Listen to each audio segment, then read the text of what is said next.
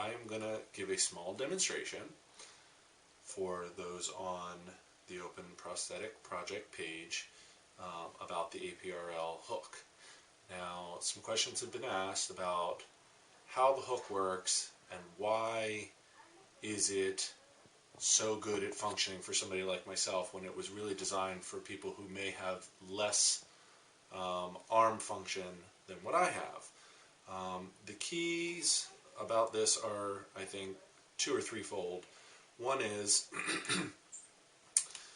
it will lock in any position that you want to lock it in. So for instance, it's fully open now. If I want to close it and have it lock here on something, it certainly will do that. A little bit more force will allow it to open again. I can also make it open just a little bit smaller as well.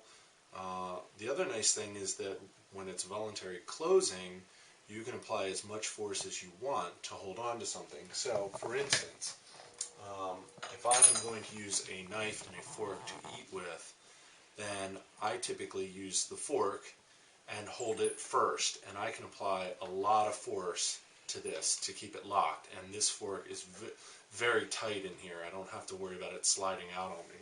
So I can use a knife, hold on to steak, and cut with it, and really use it without me worrying about applying any extra force. Of course, once you tighten it down this much, you need to apply an equal amount of force to get it to release, to open up again.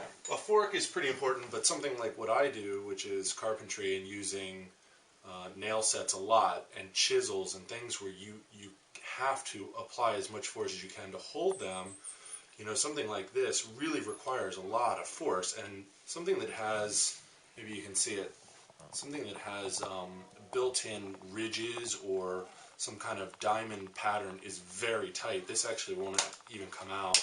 If the hook is in good shape, but this one's relatively new, it will hold very, very well. So having it lock in place is almost essential. Now, the most essential thing is when doing something close into your body, because there's not enough length in my arm and shortness of this cable to work in really well, so closing the hook is much more difficult in close. So like if I'm doing something like tying a tie, you know, and I need to hold the tail of the tie, I'll just... That you do every day. Which I do every day. In carpentry, you need this. So I don't have to worry about the tie coming out because it's locked down. I don't have to worry about extending or holding or rubber bands or anything. I know that it's tight, and I can pretty much just tie my tie every morning like I always do. Doing this very specific job. And you've got to be careful, the ties get caught in saws sometimes, so I keep them tied up. So there's my tie, and then all you have to do is just release it and you're set. What else? Oh, tying my shoes. I can do that very easily. It also helps to tighten down. Now, a lot of people have probably learned how to do this, but it took me probably about 6 months to really get good at it. But use always the string that's on the right. So I just lock it down in here, tie it like that, use the fingers of the hook, swing around, and then let go of it and pull it tight. And it works really well to have this lock in place. Otherwise, I think that maybe rubber bands would be strong enough to hold it, but I think that there's no question about it being held if I tighten down as tight as I want and have it lock in position. The other thing is I can make it a little bit wider, as I showed you a minute ago, to hold something like a bottle. And I don't have to worry about the bottle slipping out, especially if I'm trying to open it with an opener or something like that. There's no chance of when I do a twisting force that with a rubber band on a voluntary opening, the rubber band is all you're relying on here. So if I were to do a twisting force with a rubber band, it would open. So you can do twist-offs. I can do twist-offs without any problem. These don't happen to be twist-offs, but for something like this, when you're doing a twisting motion, it makes it easier. So that kind of brings us to the whole problem with the cast version of the APRL. The twisting motion is what kills this device. So you know, having it locked in position and applying a force can make these parts break. Now, maybe technology is getting better on the casting, which I'm not sure that it really is, but the ones that I had been getting refurbished over and over and over again for 3 or 4 years definitely fail over time. This one happens to be actually brand new, has a serial number in the 10,000 range, so if they numbered them from starting at 1, then that's not actually very many of these ever made. But using this for working and those kind of things sometimes causes this to break. But to tell you the truth, holding a bottle or eating with it and those kind of things I find would be normal everyday use.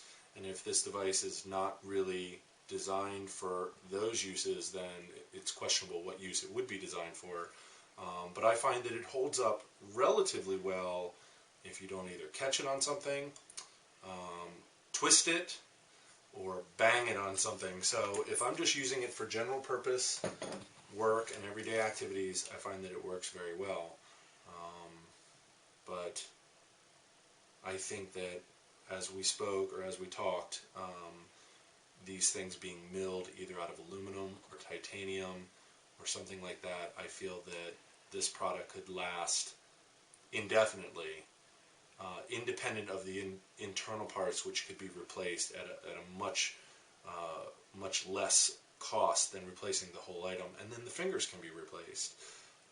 The part that I was actually talking about before was the wrist threads that I just put on the wiki page. These parts here, I know that the guys at Hosmer are developing this product being milled out of aluminum, but they're still going to rivet these stainless steel threads on the bottom. I feel that it would be really great if we could make this out of titanium and include this threaded portion at the bottom, which would be one less stress point to break. And I think that if this were milled and made as one piece, there would probably never be a failure. These rivets do go bad from time to time, and I've had the rivets themselves just break off, using it for long duration. The other problem is dust does get in here and water from time to time, and they do recommend that I lube it, but I've tried all kinds of different lubrication, and that doesn't seem to make it last any longer necessarily. So I think otherwise